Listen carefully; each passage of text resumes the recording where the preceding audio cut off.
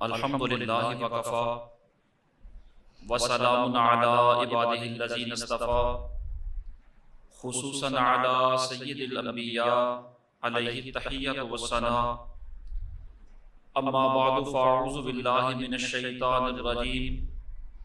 بسم اللہ الرحمن الرحیم انما یرید اللہ لیذہب عنکم الرجس اہل البیت وَيُطَهِّرَكُمْ تَطْهِيرًا صدق اللہ مولانا العظیم وبلغنا رسولہ النبی الکریم الامین ونحن علی ذلک لمن الشاہدین والشاکرین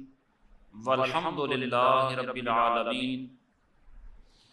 ان اللہ وملائکتہ یصلون علی النبی یا ایہا الذین آمنوا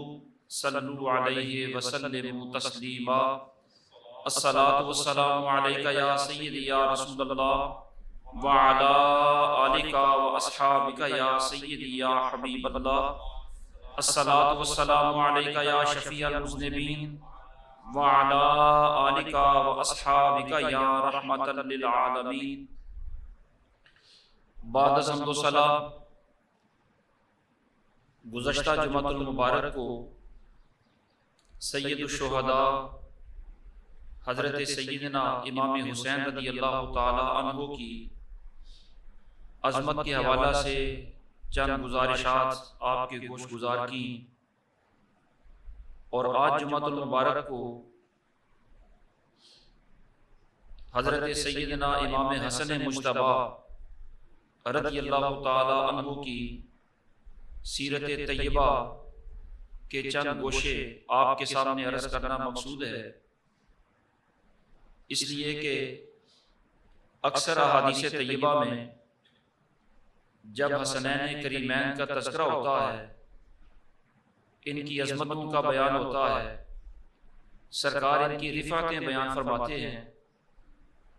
تو بہت سارے مقامات پر ان دونوں کا تذکرہ اکٹھا ہوتا ہے۔ اسی اسلوب کلام کی اتباع کرتے ہوئے آج جمعۃ المبارک حضرت امام حسن مجتبی رضی اللہ تعالی عنہ کے حوالہ سے ان کی زندگی کے چند پہلو آپ کے سامنے عرض کرنے لگا ہوں، تاکہ ان دونوں جمعات میں دونوں شہزادوں کا تذکرہ اکٹھا ہی ہو جائے۔ حضرت سیدنا امام حسن مجتبی رضی اللہ تعالی عنہ 3 ہجری میں پیدا ہوئے،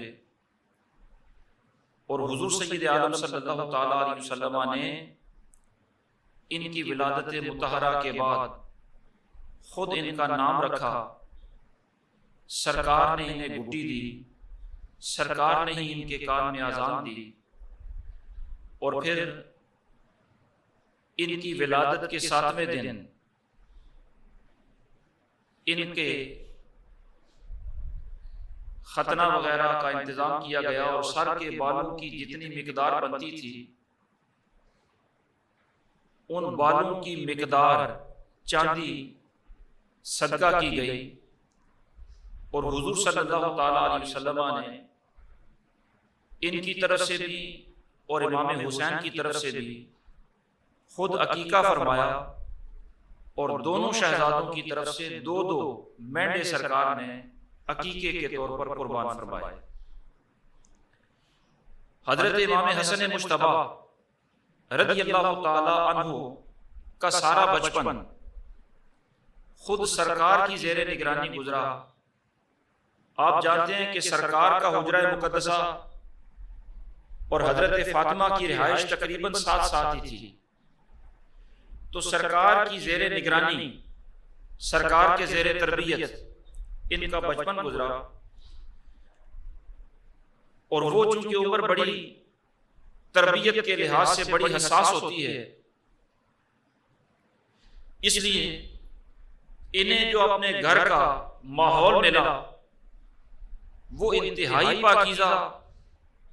انتہائی بابرکت، انتہائی تربیت کرنے والا ماحول ملا، اور اس بچپن کے ماحول میں انہوں نے جو کچھ دیکھا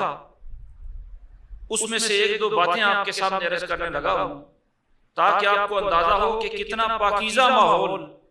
ان کو گھر میں تربیت کے لیے میسر آیا۔ فرماتے ہیں کہ میں نے اپنی والدہ ماجدہ حضرت سیدہ فاطمہ الزہرا رضی اللہ تعالی عنہا کو رات بھر جاگ کر نوافل ادا کرتے ہوئے دیکھا۔ ساری رات مصلی عبادت پر گزار دیتی، نوافل میں مصروف رہتی، کبھی سجدہ میں، کبھی دعائیں ہو رہی ہیں۔ تو میری والدہ ماجدہ رات کو جو دعائیں کرتی، رو رو کر، گریہ وزاری کر کے، وہ صرف حضور کی امت کی بخشش کے لیے کرتی۔ میں نے ایک دفعہ اپنی امی سے پوچھا کہ امی جان، ساری رات آپ نے دعائیں تو بڑی کی ہیں، لیکن ساری دعائیں دوسروں کے لیے کی ہیں، اپنے لیے تو آپ نے کوئی دعا بھی نہیں کی۔ آپ اپنے لیے بھی کوئی دعا کر لیتی، ساری حضور کی امت کے لیے دعائیں کرتی رہی۔ تو حضرت فاطمہ الزہرا رضی اللہ تعالی عنہا نے جو جواب دیا اور اس سے جو تربیت کے اثرات مرتب ہوتے ہیں وہ ذرا ملاحظہ فرمائیں۔ حضرت سیدہ فاطمہ الزہرا رضی اللہ تعالی عنہا بیان فرمانے لگی کہ بیٹا، کہ دوسروں کا حق اپنے حق سے مقدم ہوتا ہے، دوسروں کا خیال اپنے سے زیادہ رکھنا چاہیے۔ یہ ایثار والا جذبہ، یہ قربانی والا، دوسروں کا خیال رکھنے والا یہ جذبہ، یہ گویا تربیت کے اندر حضرت فاطمہ الزہرا رضی اللہ تعالی عنہا منتقل فرما رہی ہے۔ اور ان کی غذا کے اندر اتنی پاکیزگی کہ ایک دفعہ حضور سید عالم صلی اللہ تعالی علیہ وسلم کے پاس مسجد نبوی میں ڈھیر لگا ہے کھجوروں کا، صدقے کا مال آیا ہے، اور ظاہر ہے یہ فقراء کے اندر تقسیم کرنا ہے۔ اور امام حسن مجتبی رضی اللہ تعالی عنہ ابھی بالکل نوعمری ہے، بچپن کے حالات ہیں، کھیلتے کھیلتے مسجد نبوی میں آئے، اور یہ کیسا گھرانہ ہے کہ کھیلتے ہیں یا حضور کی گود میں، یا ریاض الجنہ میں، یا حضرت فاطمہ الزہرا کی گود میں، یا حضرت شیر خدا کی گود میں، یعنی کھیلنے کے لیے بھی کیسا پاکیزہ انہیں میسر ماحول ہے۔ یہ مسجد نبوی میں آئے، کھجوریں پڑی ہیں، سرکار تشریف فرما ہے، اسی بچپنے کی کیفیت میں انہوں نے ایک کھجور اٹھائی اور اپنے منہ میں رکھ لی۔ جو ہی سرکار نے دیکھا کہ یہ کھجور منہ میں رکھ لیے انہوں نے، تو سرکار نے فوراً روکا، فرمایا نا، کھجور ان سے نکلوائی۔ اور کھجور نکلوانے کے بعد سرکار جو تربیت فرما رہے ہیں وہ کیا ہے؟ سرکار نے فرمایا اما شاعرتا انا لا ناکل الصدقہ، کہ حسن کیا تو نہیں جانتا کہ ہم صدقہ نہیں کھاتے؟ یعنی تم سرکار کے گھر والے ہو، اہل بیت مصطفیٰ ہو، اور یہ صدقہ لوگوں کے مال کا گویا ایک محل ہوتا ہے، تمہارے شایان شان یہ نہیں ہے۔ اور سرکار نے اپنی اولاد پر صدقہ اس لیے بھی حرام کر دیا کہ کوئی یہ نہ سمجھے کہ یہ نظام اپنی اولاد کو پالنے کے لیے ہے۔ فرمایا باقی امت کے اندر تو یہ صدقہ تقسیم ہوگا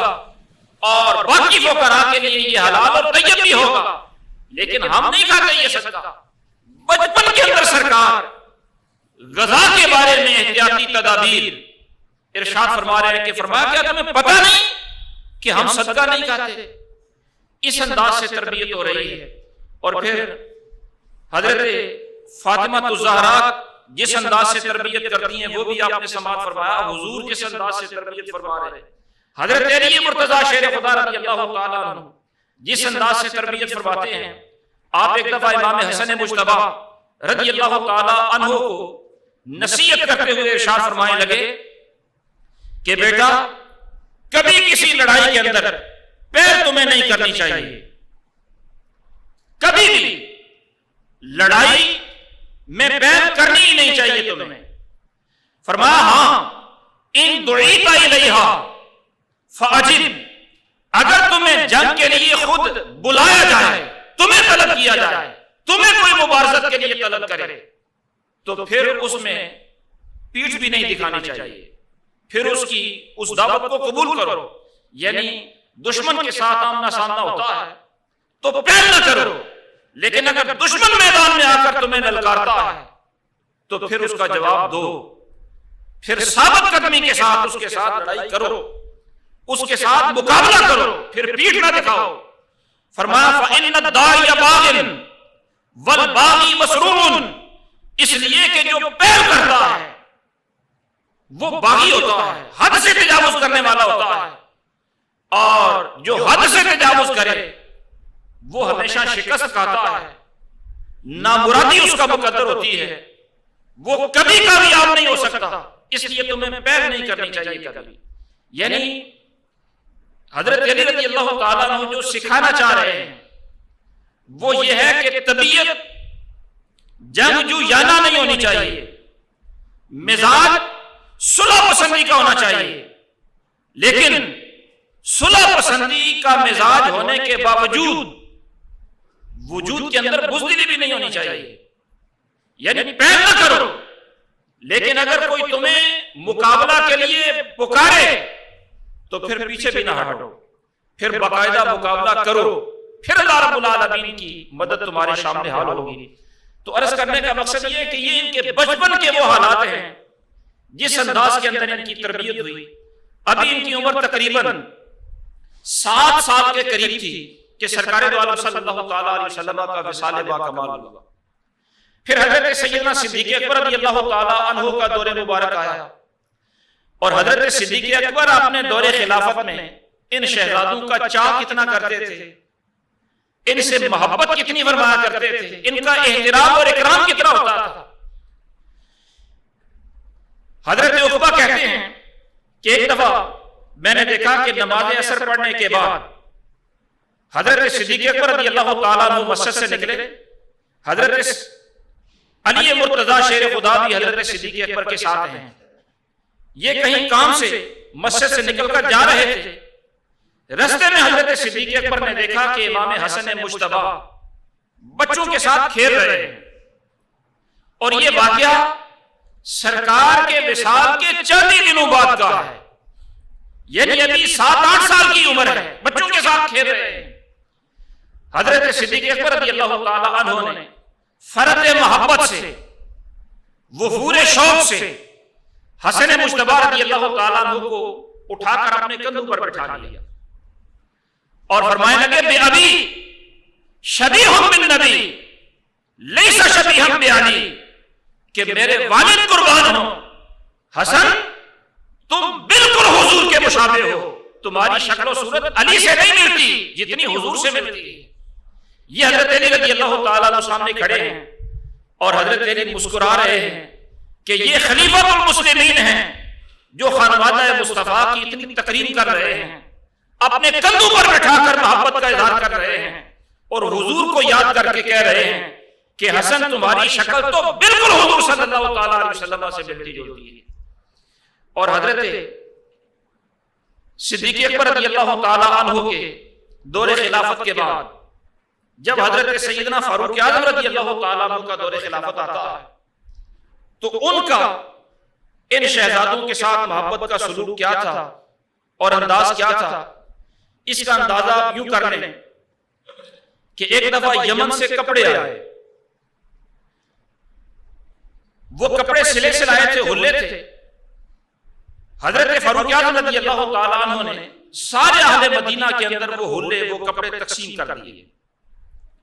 لیکن ان کا سائز بڑا تھا اور یہ شہزادے عمر میں چھوٹے تھے، انہیں پورے نہیں آ رہے تھے۔ وہ ہلے جب تقسیم ہو گئے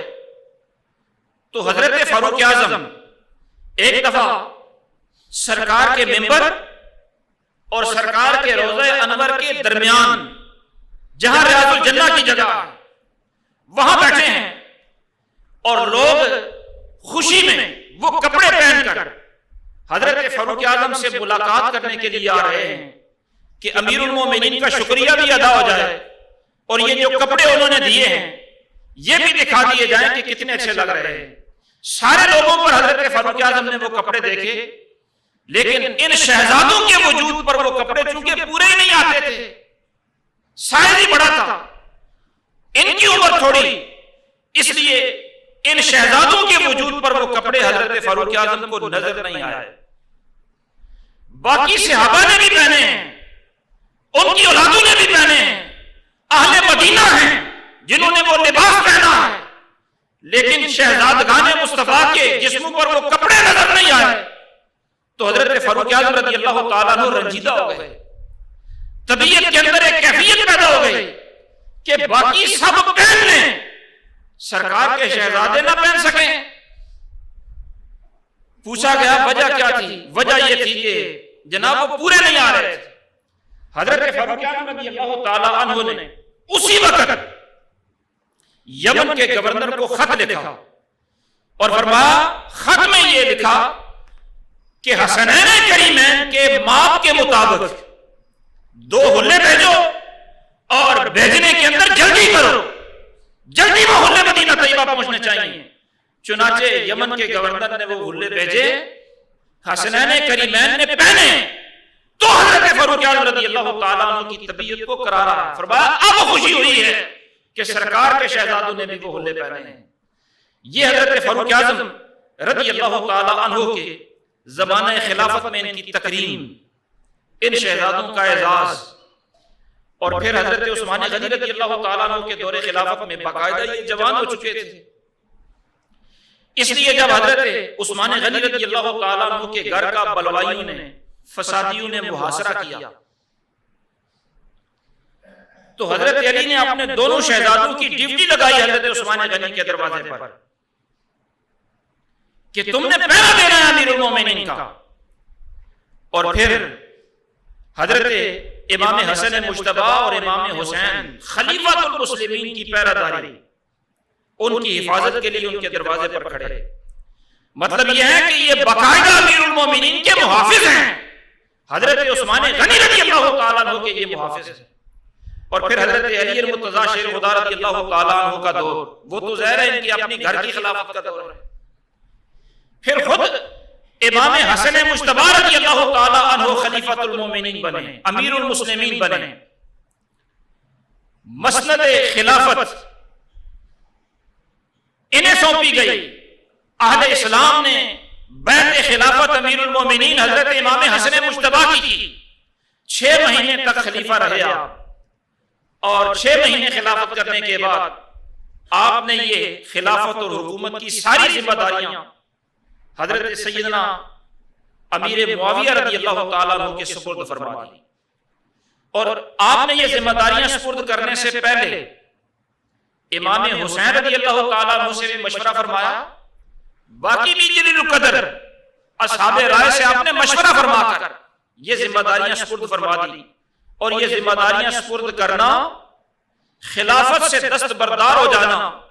یہ آپ کا اتنا بڑا کارنامہ ہے, اتنا بڑا کارنامہ ہے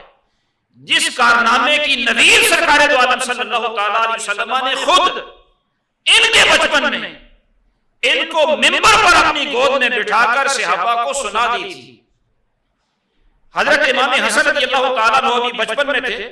تو سرکار نے ممبر اکھر پر انہیں اپنی گود میں بٹھا کر ارشاد فرمایا کہ لوگوں سنو, میرا یہ بیٹا جو حسن ہے یہ بہت بڑا سردار ہے. ان ابنی ھذا سید, میرا یہ بیٹا سردار ہے. اور ان قریب وہ وقت آئے گا کہ جب مسلمانوں کے 2 بڑے بڑے گروہوں کے درمیان اللہ رب العالمین میرے اس بیٹے کی وجہ سے صلح کروا دے گا, خون ریزی ختم ہو جائے گی, اور صلح اللہ رب العالمین میرے اس بیٹے کی وجہ سے کروائے گا. دونوں گروہ مسلمان ہیں, بڑے بڑے گروہ ہیں, ہزاروں لاکھوں کی تعداد میں دونوں گروہوں کے درمیان افواج موجود ہیں, لیکن جنگوں سے میرا بیٹا بچا لے گا, امت میں صلح پیدا کرا دے گا. اور حضرت امام حسن مجتبی رضی اللہ تعالیٰ عنہ نے وہ صلح پھر کروائی, خلافت سپرد کر دی. اتنی بڑی سیٹ قربان کر کے امام حسن نے سرکار کی امت کو یکجا کر دیا اور سارے اختلافات ختم کر دیا. حضرت امیر معاویہ رضی اللہ تعالیٰ عنہ کے سپرد فرما دی تھی. اور یہ حکومت آپ نے جو سپرد فرمائی, اس میں آپ ذرا یہ ملاحظہ فرمائیں کہ اللہ رب العالمین قرآن مجید میں یہ ارشاد فرماتا ہے کہ امانتیں انہیں سپرد کرو جو امانتوں کے اہل ہوتے ہیں. اور ظاہر اب حکومت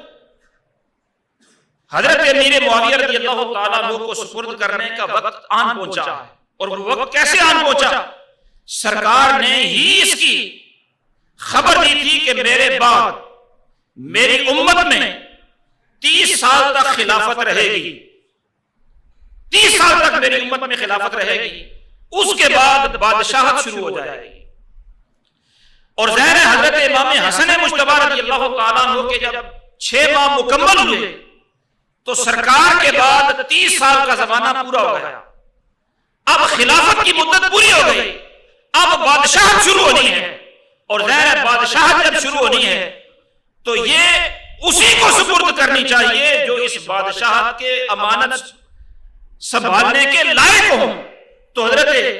امیر معاویہ رضی اللہ تعالیٰ عنہ کو آپ نے اس لائق سمجھا،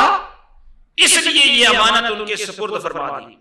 اور یہاں سے یہ بھی سمجھ لیں کہ اس سے پہلے جو خلافت تھی وہ تو ظاہر سرکار دو عالم صلی اللہ تعالیٰ علیہ وسلم کی شانوں کا اظہار تھا ہی. یہ سارے خلفاء، حضرت صدیق اکبر، حضرت فاروق اعظم، حضرت عثمان غنی، حضرت شیر خدا، امام حسن مجتبی، یہ سارے خلفاء سرکار کی سیرت کے اور سرکار کے منہاج کے امین اور وارث تو تھے ہی. لیکن اس کے بعد جو امانت حضرت امیر معاویہ کو سپرد ہوئی اور بادشاہت شروع ہوئی، یہ بادشاہت بھی کوئی غیر اسلامی یا بے دینی والی بادشاہت نہیں ہے،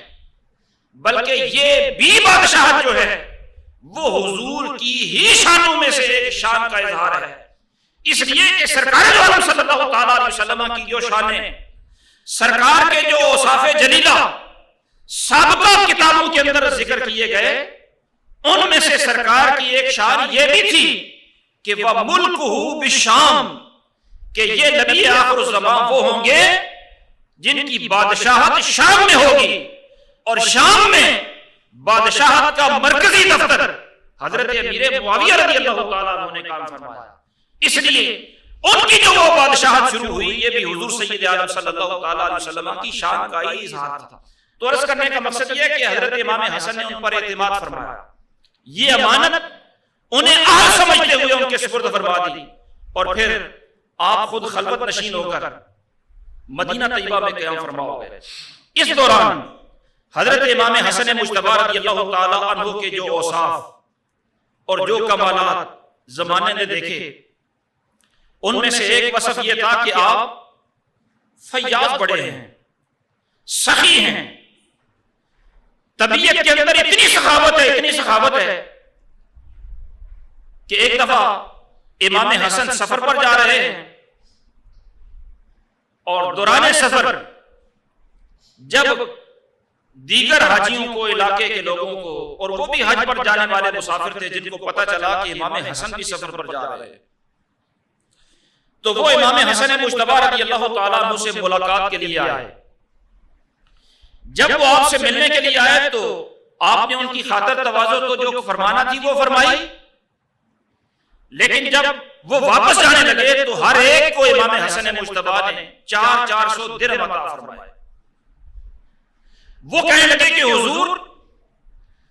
ہم خوشحال ہیں، فارغ البال ہیں، ہمیں صدقہ وغیرہ کی ضرورت نہیں ہے، اللہ کا فضل ہے، ہمیں صدقہ کی ضرورت نہیں.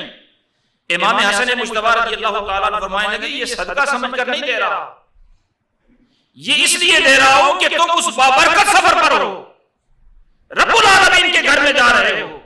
اس کے مہمان ہو، میں تو تمہاری مہمان نوازی کے لیے تمہیں یہ 400 درہم دے رہا ہوں. اور سخاوت کا یہ عالم کہ آپ نے سنا کہ ایک دفعہ ایک بندہ دعا کر رہا تھا کہ مالک کریم مجھے 10,000 کی ضرورت ہے. وہ دعا کر رہا تھا رب العالمین سے 10,000 روپے ضرورت ہے. آپ نے سنا تو آپ نے اسی وقت خادم سے فرمایا کہ اسے 10,000 فوراً پہنچا دو. یعنی اللہ رب العالمین ہی بندوں کی ضرورتیں پوری فرماتا ہے، لیکن وہ اسباب کے طور پر حضرت امام حسن مجتبی رضی اللہ تعالیٰ عنہ نے اس کی ضرورت پوری فرمائی. بلکہ امام حسن کے بارے میں تو امام ابن سیرین فرماتے ہیں کہ آپ اتنے سخی کہ بعض اوقات کسی فقیر محتاج کو ایک وقت لاکھ درہم بھی عطا فرما دیا جاتا ہے، لاکھ درہم امام حسن مجتبی رضی اللہ تعالیٰ عنہ عطا فرما. یہ تو سخاوت کا عالم ہے. اور قوت برداشت، تحمل، اتنا زیادہ ہے کہ مدینہ طیبہ میں جب آپ قیام فرما ہو گئے تو اس وقت مدینہ کا گورنر مروان تھا، اور مروان اپنی بدخلقی کے باعث امام حسن مجتبی رضی اللہ تعالیٰ عنہ کو وہ اس طرح شان و شوکت کے ساتھ پیش نہیں آتا تھا، بد کلامی بھی کر جاتا تھا، طعن و تشنیع بھی کر جاتا، اور وہ اپنی گورنری کے نشے میں امام حسن مجتبی رضی اللہ تعالیٰ عنہ کو تنگ بھی کیا کرتا۔ لیکن امام حسن مجتبی رضی اللہ تعالیٰ عنہ نے کبھی بھی اپنی ذات کے لیے مروان کے سامنے اس کو کبھی کوئی سخت جملہ بھی نہیں فرمایا۔ حالانکہ آپ یہ فرما سکتے تھے اسے کہ بھائی تیری حیثیت کیا ہے، ہمارے معاملات تو ظاہر ہے خلیفۃ المسلمین ہیں اور اتنی بڑی سیٹ چھوڑ کے مدینہ طیبہ میں قیام فرما ہے، آپ صرف اشارہ کر دیتے حضرت امیر معاویہ کو تو مروان کی کیا مجال کہ وہ دم بھی مار سکے، لیکن اپنی ذات کے لیے کبھی اسے سخت جملہ بھی نہیں ارشاد فرمایا۔ ہاں البتہ شریعت کا معاملہ ہوتا تو آپ سخت ٹوک بھی دیتے تھے۔ آپ کے سامنے مروان نے ایک دفعہ ناک صاف کرتے ہوئے دایاں ہاتھ استعمال کیا تو آپ نے فرمایا تیرا ستیہ ناس ہو، کچھ نہ رہے تیرا، تجھے اتنا بھی معلوم نہیں مدینے کا گورنر ہے کہ دایاں ہاتھ ناک صاف کرنے کے لیے نہیں ہوتا، یعنی شریعت کا مسئلہ ہو تو پھر آپ ٹوک دیا کرتے، لیکن اپنی ذات کا مسئلہ ہوتا تو آپ اس کی ہر ہرزہ سرائی کو بھی برداشت فرما لیا کرتے تھے۔ جب آپ کا وصال باکمال ہوا تو آپ کی میت مبارک پر مروان آ کر رونے لگا، دکھ کا اظہار کرنے لگا۔ حضرت امام حسین رضی اللہ تعالیٰ عنہ سے کہنے لگے کہ مروان کب کی تو بھی روتا ہے، حالانکہ ان کی زندگی میں جو تو نے کیا ہے وہ تجھے بھی پتا ہے، ہمیں بھی پتا ہے، اب یہ فوت ہو گئے تو تو روتا ہے ان پر۔ مروان نے کہا کہ میں اس لیے روتا ہوں کہ میں نے جتنی بھی جفائیں کی ہیں، جتنی بھی بد اخلاقی کا مظاہرہ کیا ہے، لیکن ان کی شخصیت کو میں نے ایسے پایا ہے کہ پہاڑ کی طرف اشارہ کرتے ہوئے کہا کہ یہ پہاڑ سے بھی زیادہ حلیم متبع تھے، یعنی جس طرح پہاڑ اپنی جگہ سے جنبش نہیں کرتا، حرکت نہیں کرتا، اسی طرح امام حسن مجتبی کی طبیعت کے اندر بھی اتنا ٹھہراؤ تھا، پہاڑ سے بھی زیادہ ٹھہراؤ ان کی طبیعت کے اندر۔ اور حضرت داتا گنج بخش علی حجویری رحمۃ اللہ تعالی علیہ فرماتے ہیں کہ ایک دفعہ آپ کوفہ کے دارالامارت کے بعد تشریف فرما ہیں، ایک بدو آیا، بدو نے آ کر بد زبانی شروع کر دی، آپ سے بد زبانی، آپ کے والد ماجد حضرت علی مرتضیٰ شیر خدا رضی اللہ تعالیٰ عنہ کے بارے میں بد زبانی۔ جب اس نے بد زبانی کی تو حضرت امام حسن مجتبی رضی اللہ تعالیٰ عنہ نے اپنے خادم سے فرمایا کہ یہ بھوکا ہے، یہ پیاسا ہے، یہ ضرورت مند ہے، اس کی عقل ہی اتنی ہے، اس کو چاندی سے بھرا ہوا تشت لا کر دو۔ اب وہ بدخلقی کر رہا ہے اور جانشین مصطفیٰ اس کے ساتھ اس طرح مروت کا اور اس طرح آپ اس کے ساتھ مہربانی کا اظہار فرما رہے ہیں۔ جب آپ نے اس کے ساتھ یہ اظہار فرمایا تو وہ بدو یہ کہنے لگا کہ اشہد انک ابن رسول اللہ، کہ میں نے جتنی بھی بدخلقی کی میں گواہی دیتا ہوں کہ آپ اللہ کے رسول کے بیٹے ہیں، اس لیے کہ سرکار دو عالم صلی اللہ تعالیٰ علیہ وسلم کا یہ وصف ہے کہ ان کا حلم ان کے غضب پر غالب رہے گا، اور سرکار کو بھی اس طرح آزمایا گیا کہ لوگوں نے بدخلقی کی تاکہ دیکھیں ان کا حلم کتنا ہے، لیکن سرکار دو عالم صلی اللہ تعالیٰ علیہ وسلم کے حلم کو دیکھ کر جس طرح انہوں نے حضور کا کلمہ پڑھا، اسی طرح نواسہ رسول کے حلم کو دیکھ کر انہیں یہ کہنا پڑا کہ یہ واقعی خون رسول ہے۔ حضور سید عالم صلی اللہ تعالیٰ علیہ وسلم کے یہ جانشین حضرت سیدنا امام حسن مجتبی رضی اللہ تعالیٰ عنہ کے حوالہ سے چند گزارشات آپ کے گوش گزار کر دیں۔ اللہ رب العالمین انہی کلمات کو شرف قبولیت عطا فرمائے۔ وما توفیقی الا باللہ۔